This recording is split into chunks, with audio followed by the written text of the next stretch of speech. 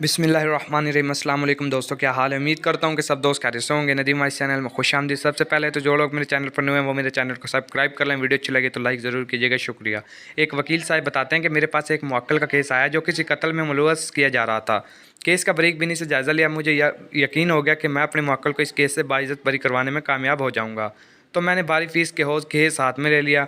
यकीन करें, high court तक मैंने इस फ़ीस के बदले अपने मुवक्किल का केस लड़ा, मगर चाह कर भी उसे ना बचा सका। जिस दिन हाई कोर्ट ने इसको सज़ाए मौत का फ़ैसला बरकरार रखने का फ़ैसला सुनाया तो मेरी कड़ी मेहनत और सारी रात जाग कर की गई दुआएं ज़ाया होती हुई महसूस हुई। मैं खुद जज के सामने बैठकर रोने लगा। जज साहब ने अपने अर्दली के कहकर मेरे लिए पानी मंगवाया, मुझे पेश किया और उठकर चैम्बर में चले गए। मैंने पानी पिया, ऊपर नज़र उठाकर देखा तो मेरा मुवक्किल हथकड़ियों में जकड़ा मेरे सर पर खड़ा था। मेरी बजाय इसकी आंखों में मेरे लिए तसल्ली के जज्बात थे।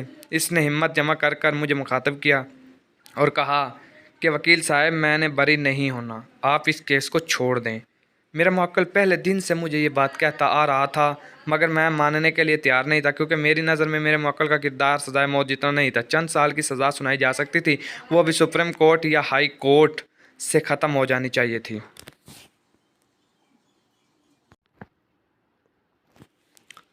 मगर आज हाई कोर्ट के फैसले ने मुझे मायूस कर दिया था। मैंने भी उसे तसल्ली दी कि तुम बच जाओगे, मगर पहली बार मेरा दिल कह रहा था कि ऐसे नहीं होगा। मेरे खोखले अल्फाज इस पर असरअंदाज नहीं हुए थे। मुझे इसी हालत में छोड़कर वो आगे बढ़ गया। मैंने भी इस केस को छोड़ने के लिए ज़हन बना लिया और जेल में खसूसी मुलाकात के दौरान मैंने अपने मुवक्किल को बताया कि मैं मज़ीद इसके लिए नहीं लड़ सकता, क्योंकि मैं जितनी भी तैयारी करके जाता हूँ दौरान बहस मेरे मुँह से कोई ना कोई ऐसा लफ्ज़ निकल जाता है कि वो मेरे ही मुवक्किल के खिलाफ सबूत बन जाता है।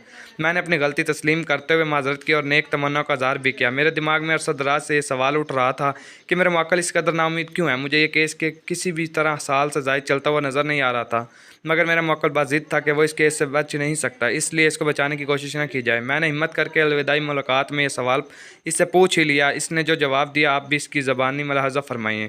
इसने बताया कि मेरा नाम ताज अज़रनी है और मैं सकरूद का रिहायशी हूँ। मज़हबा मुसलमान हूँ, मगर सिवाय चंद बुनियादी बातों के मेरा मज़हब से दूर दूर तक वास्ता नहीं। मेरी शादी एक इंतहाई मजहबी लड़की से हुई थी। नमाज, रोज़े, तहज्जुद और कुरान पाक की तिलावत की पाबंद थी।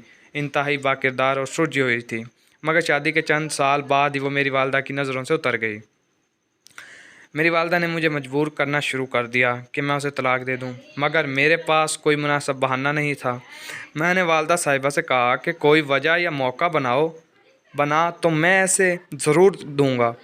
यूं बेवजह तलाक देना मेरे लिए मुमकिन नहीं। मेरी वालदा ने मेरी बात ना मानी, मुझ पर दबाव डालती रही, यहाँ तक कि उन्होंने खुद से मौका बनाने का फ़ैसला कर लिया। हुआ कुछ यूँ कि मेरी बीवी मुझसे थी। 6 माह का बच्चा इसकी कोख में था। मेरी वालदा मेरे करीबी दोस्त और पड़ोसी नजीब के पास गई। उससे कहा कि मेरी बहू बीमार है, उसके लिए दवा ला कर दे दो। साथ ही उसे बताया कि बहू फ़लाँ कमरे में सो रही है, अभी उसकी आँख लग गई है, तुम इसी कमरे में दवा लेकर आ जाना, बहू के पास बैठी हूँ। मुझसे बार बार दरवाजे तक नहीं आया जाता। मेरे दोस्त ने मेरी वालदा की बात मान ली और दवा लेने चला गया। मेरी वालदा छत पर खड़े होकर देखने लगी। यूँ ही मेरे पड़ोसी की आमद का वक्त हुआ, मेरी वालदा छुप कर खड़ी हो गई। मेरा पड़ोसी दोस्त दवा रखने के लिए मेरी बीवी के कमरे में दाखिल हुआ तो मेरी वालदा ने बाहर से दरवाजे को बंद कर दिया और वह वेला मचा कर अहले मोहल्ला को इकट्ठा कर लिया। इस सब तमाशे का मकसद मेरी और मेरी बीवी की अलहदगी करवाना था, मगर ये वार हम पर ही उलट पड़ गया। मेरा करीबी दोस्त और पड़ोसी इंतहाई मुत्तकी परहेजगार था। दूसरी तरफ मेरी बीवी की वफा, शायरी और सलीका तरबियत की मिसालें देते थे। इसकी पाकदानगी के लिए अनजान लोग भी कसम उठाने के लिए तैयार थे। जब इतनी बड़ी तहमत लगाने के बावजूद मेरी माँ अपने मकसद में कामयाब ना हो सकी, मेरे दोस्त ने कुरान पाक पर हाथ रख कर मेरी बीवी को अपनी दीन दुनिया की बहन तस्लीम कर लिया।